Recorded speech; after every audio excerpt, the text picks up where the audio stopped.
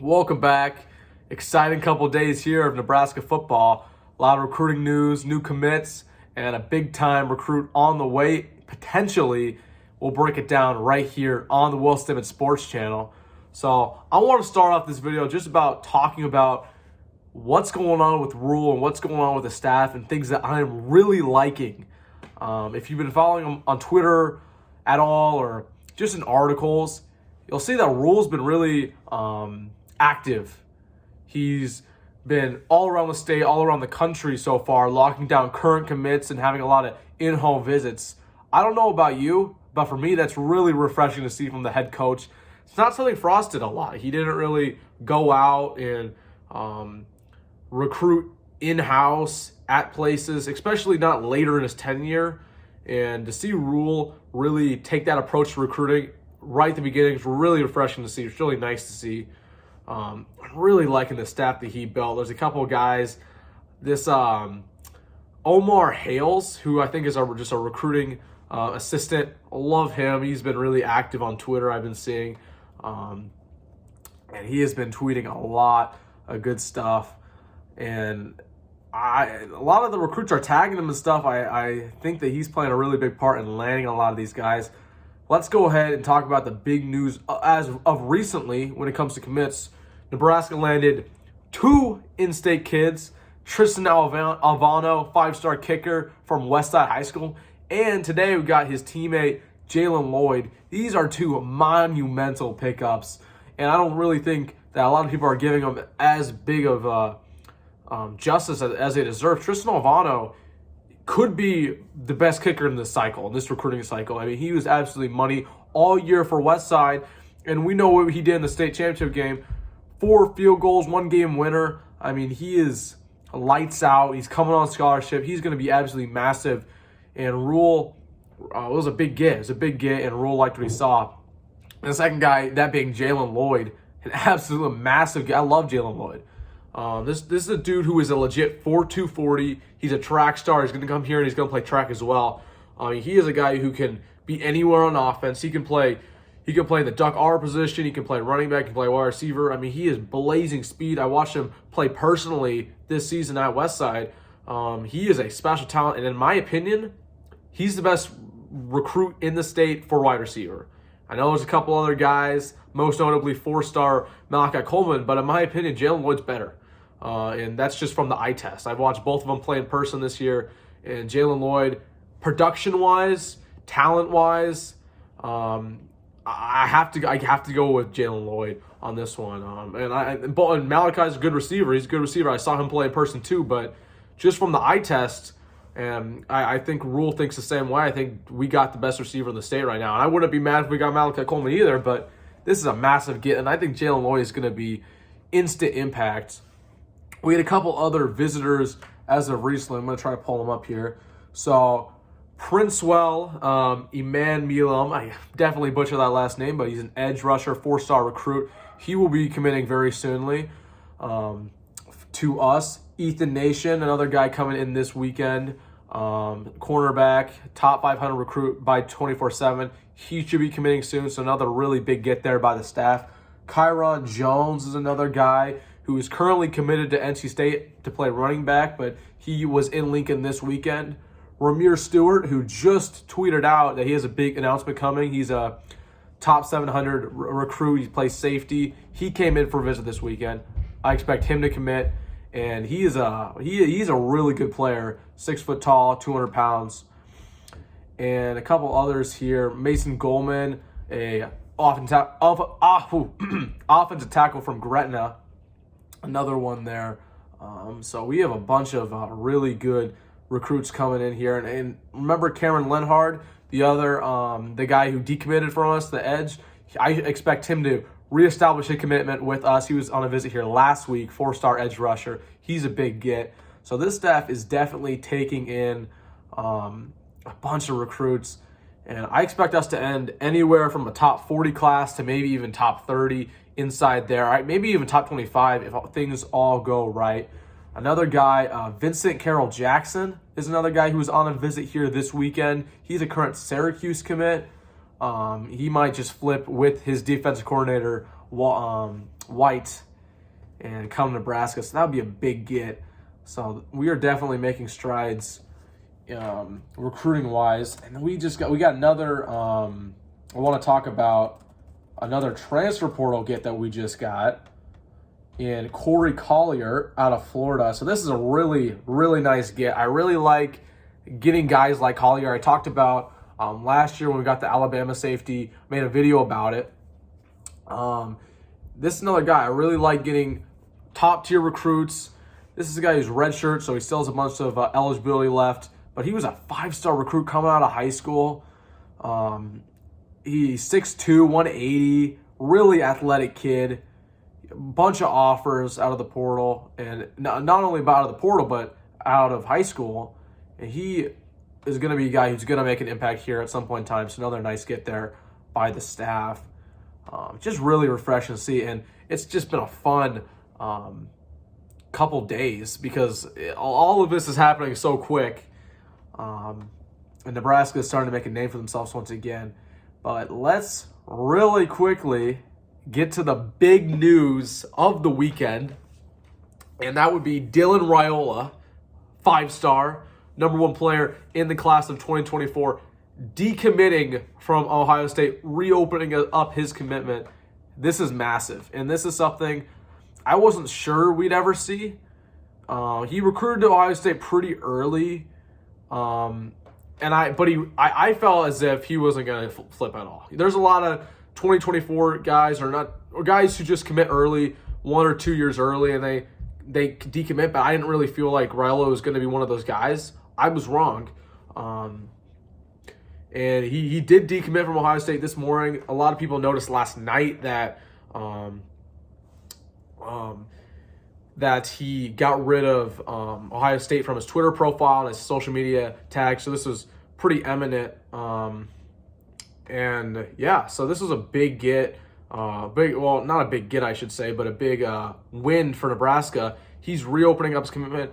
I want to really quickly mention, though, that him decommitting, I don't think was because of Rule. Like, I don't think it was because of anything Rule said. I don't think it was because of anything Nebraska related. I think this was purely because of Ohio State. Ohio State told Raiola, hey, we're not going to take a 2023 quarterback or another 2024 quarterback because of you. And recently they got Lincoln Kienholz, 4-star 2023 quarterback, and Raiola didn't like that, and he decommitted. So I think it was just kind of a lack of trust there.